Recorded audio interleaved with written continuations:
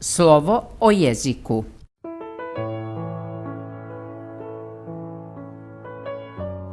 Serijal o crnogorskom jeziku. Objašnjenje jezičke norme.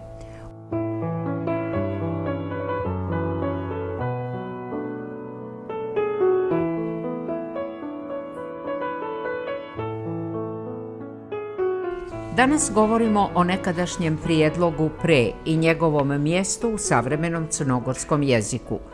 U funkciji prefiksa pre ima različite glasovne vrijednosti, što zavisi od toga da li je dio glagola, imenice ili pridjeva.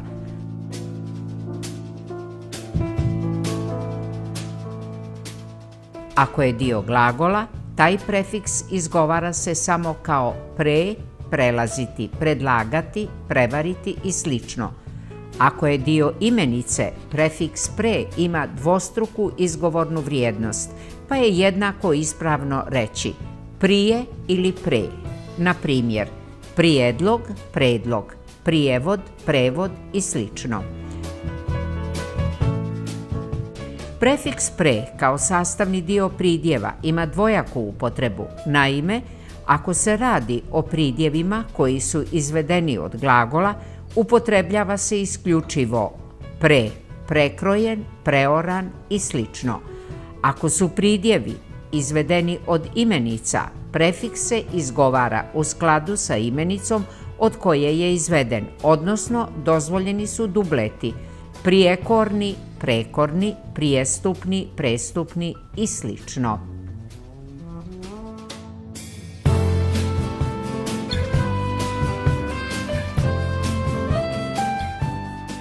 Dakle, ako je dio glagola, izgovara se samo kao pre.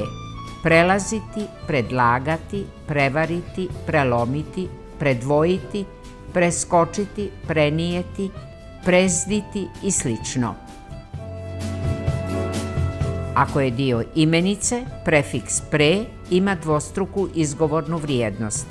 Jednako je dakle pravilno reći prijedlog i predlog, prijevod i prevod, prijelom i prelom, prijekor i prekor, prijenos i prenos, prijevoz i prevoz, prijepis i prepis, prijestup i prestup, prijesad i presad, prijeplet i preplet i sl. Ako je prefiks dio pridjeva izvedenog od glagola, upotrebljava se isključivo pre, prekrojen, prešečen, preoran, prebačen, prevaren, preveden, prepečen, prepolovljen i sl.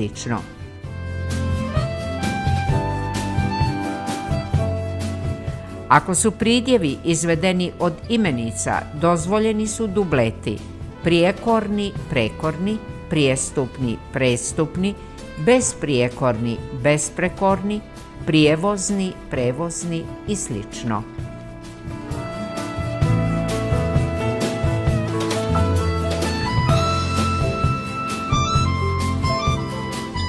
U savremenom crnogorskom jeziku glasovni skup rje upotrebljava se različito. Izgovara se i piše kao rje ili re u zavisnosti od konteksta u kojem se nalazi. Ako se glasovna grupa rje nalazi na početku riječi u takozvanom inicijalnom položaju, upotrebljava se samo kao rje, na primjer riječnik, rješenje. Oblici poput rečnik, rešenje i sl. Predstavljaju lokalizme i njihova upotreba u standardnom crnogorskom jeziku nije dozvoljena. Kad se glasovna grupa rje nalazi iza vokala, upotrebljava se kao i kad je na početku riječi, samo kao rje, na primjer sagorjeti, starješina.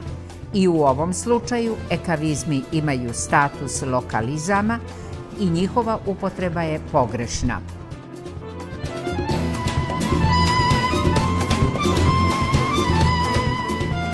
Da ponovimo.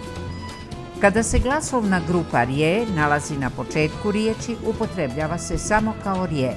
Na primjer, riječnik, riječnički, rješenje, rješavati, riječica, rijeđi, riječit, riječitost, riječca.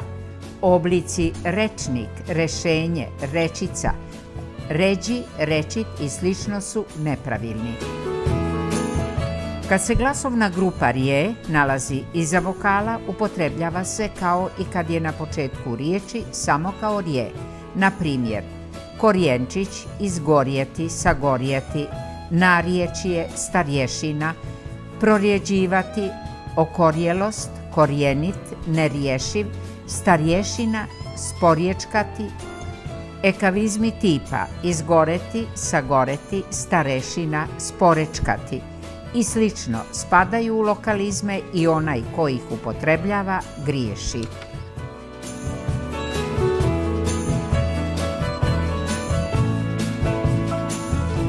Pričajte sa svojim prijateljima na svom jeziku. Bitno je da sjedite ili sjedite zajedno, a razumijet ćete se svakako.